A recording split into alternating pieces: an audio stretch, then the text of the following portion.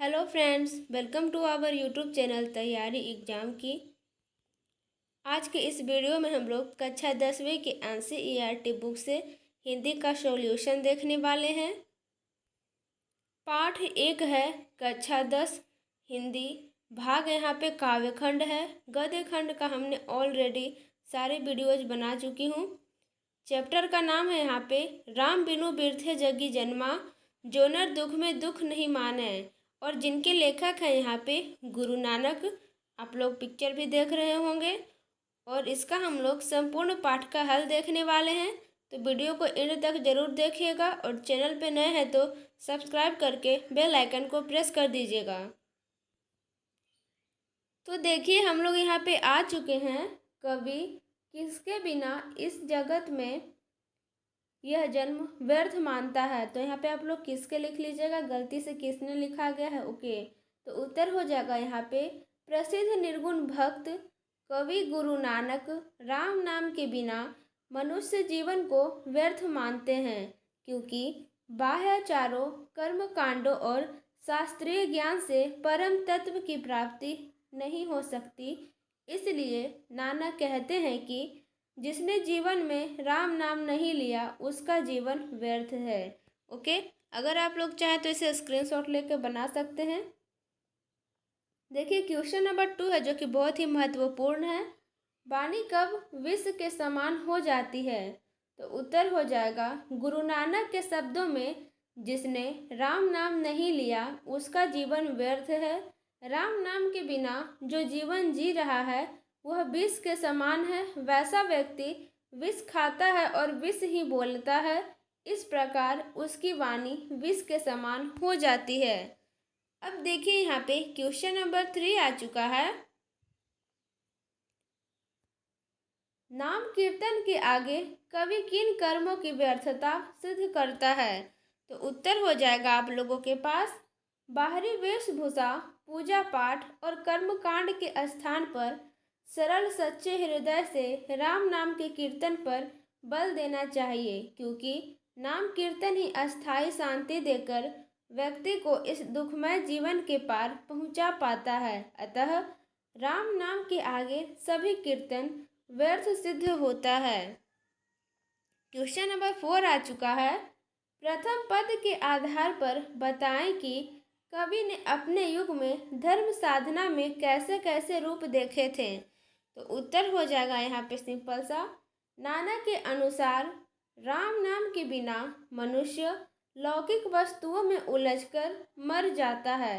मनुष्य दंड, कमंडल, शिखा, सूत, धोती और तीर्थों के भ्रमण आदि बाह्याचारों में मुक्ति तलाशता है, परंतु राम नाम के बिना किसी को शांति नहीं मिल पाती है। नानक ने धर्म उपासना के कर्मकांड मूलक सांप्रदायिक स्वरूप की आलोचना तथा सामाजिक भेदभाव के स्थान पर प्रेम के आधार पर सहज सद्भावना को प्रतिष्ठित किया है। ओके, अब देखिए यहाँ पे क्वेश्चन नंबर 5 आ चुका है। हरिरस से कवि का अभिप्राय क्या है। तो उत्तर हो जाएगा गुरु नानक के शब्दों में पुस्तक, पाठ, व्याकरण, संध्या, कर्म, दंड, कमंडल, सूत यानी कि जनेऊ, धोती और तीर्थों के भ्रमण आदि बाह्याचारों, कर्म कांडों और शास्त्रीय ज्ञान से परम तत्व की प्राप्ति नहीं हो सकती। ये सभी कर्म तब तक फलदायक साबित नहीं होती जब तक प्राणी हरि के रस को नहीं समझता, अर्थात उसे राम नाम के गुण को ध्यान में रखते हुए अपने कर्म, उपासना या भ्रमण करना चाहिए। बिना हरि रस के सब निष्फल हैं। कौन कहते हैं। तो ये गुरु नानक जी कहते हैं। क्वेश्चन नंबर 6 आ चुका है। कवि की दृष्टि में ब्रह्म का निवास कहाँ है। वीवीआई क्वेश्चन है, आपको इसको ध्यान से देखना है। उत्तर हो जाएगा यहाँ पे कवि की दृष्टि में ब्रह्म का निवास उन मनुष्यों में है जिनमें काम और क्रोध नहीं है तथा जो अपने दुख को दुख नहीं मानकर निराश नहीं होता, जिसे लौकिक सुख की कामना नहीं होती और जिसे किसी प्रकार का लोभ नहीं सताता, जिसे माया, भय और अभिमान नहीं होता। ओके, यहाँ पे क्वेश्चन नंबर 7 आप लोग देख रहे होंगे, गुरु की कृपा से किस युक्ति की पहचान हो पाती है। ये भी क्वेश्चन भी आए है, आप लोग ध्यान से देखेंगे इस क्वेश्चंस को।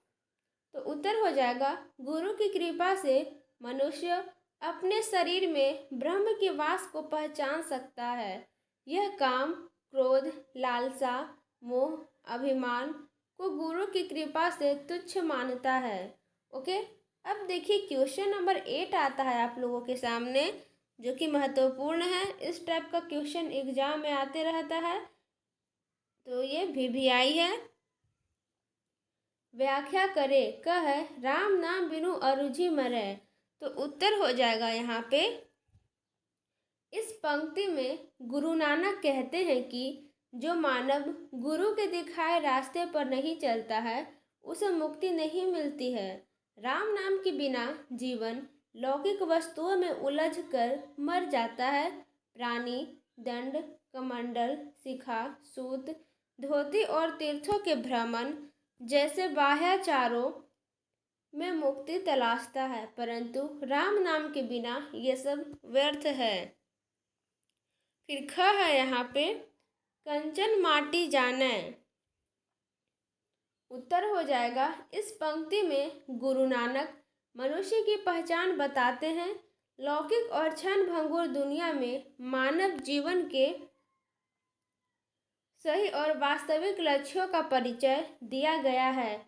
जो मनुष्य अपने दुख को दुख नहीं मानकर निराश नहीं होता, जिसे किसी चीज का भय नहीं होता और जो सोने को भी मिट्टी समझता है, वही सच्चा मनुष्य है। ओके, अब यहाँ पे ग आ चुका है, देखते हैं। हरस शोक ते रहे नियारो, नाही मान अपमाना। तो इसका व्याख्या हो जाएगा, जो मनुष्य किसी की निंदा या स्तुति नहीं करता, जिसे लोभ, मोह और अभिमान नहीं होता, और जो किसी प्रकार के हर्ष और शोक से और सुख दुख से परे होता है, और जिसके मन में किसी तरह के मान और अपमान का बोध नहीं होता, वही सच्चा मनुष्य है। ओके, अब आगे देखिए, हम लोग घ पे चलते हैं। नानक लीन भयो गोविंद सो, जो पानी संग पानी। ये भी क्वेश्चन भी आई है एग्जाम के दृष्टिकोण से। इसका आंसर आप लोगों को ध्यान से देखना है। उत्तर हो जाएगा, यहाँ गुरु नानक राम में ऐसे रम गए हैं कि उनके मन में किसी चीज की आशा नहीं है। वे लौकिक आग्रहों से मुक्त तथा सांसारिक वस्तुओं से कटे हुए हैं। अतः वे गोविंद में ऐसे लीन हो चुके हैं जैसे पानी में पानी मिल जाता है। ओके, देखिए, जो सांसारिक मोह माया है उसे लौकिक कहते हैं, और जो सिर्फ ईश्वर की आराधना करते हैं या सिर्फ ईश्वर में लीन हो जाते हैं, उसे अलौकिक कहते हैं। ओके, अब देखिए यहाँ पे क्वेश्चन नंबर 9 आ चुका है। आधुनिक जीवन में उपासना के प्रचलित रूपों को देखते हुए नानक के इन पदों की क्या प्रासंगिकता है, अपने शब्दों में विचार करें। तो यहाँ पे उत्तर हो जाएगा, आज के युग में लोग अपने आप को भक्त साबित करने के लिए बड़े बड़े यज्ञ, सत्संग एवं उपदेश का आयोजन करते हैं, जो एक छलावा है। सिर्फ कपड़े, चंदन, कंठी माला को धारण करने से कोई ईश्वर भक्त नहीं होता। कर्म ऐसे करने चाहिए कि उससे दूसरे मनुष्य को लाभ मिले। आज के परिवेश में गुरु नानक द्वारा बताए गए उपासना बिल्कुल उचित है। धर्म उपासना के कर्मकांड मूलक सांप्रदायिक स्वरूप की आलोचना तथा सामाजिक भेदभाव के स्थान पर प्रेम के आधार सद्भाव को अधिक प्रतिष्ठित करनी चाहिए। यानी कि अच्छी भावना को वेशभूषा, पूजा पाठ और कर्मकांड के स्थान पर सरल सच्चे हृदय से ईश्वर के कीर्तन पर बल देना चाहिए। यही कीर्तन मनुष्य को, आगे देखते हैं, यही कीर्तन मनुष्य को सहायता करता है और माया, लोभ और अभिमान से दूर रखता है। ओके, वीडियो कैसा लगा कमेंट करके ज़रूर बताइएगा। अच्छा लगा होगा तो लाइक, सब्सक्राइब एंड शेयर ज़रूर कर दीजिएगा। मिलते हैं अगले वीडियो में। ऑलरेडी गद्य खंड का भी बन चुका है क्वेश्चन आंसर का प्लेलिस्ट, हम आपको डिस्क्रिप्शन बॉक्स में लिंक दे देंगे, वहाँ से आप लोग देख सकते हैं या चैनल के प्लेलिस्ट में भी जाके देख सकते हैं। Okay, thanks.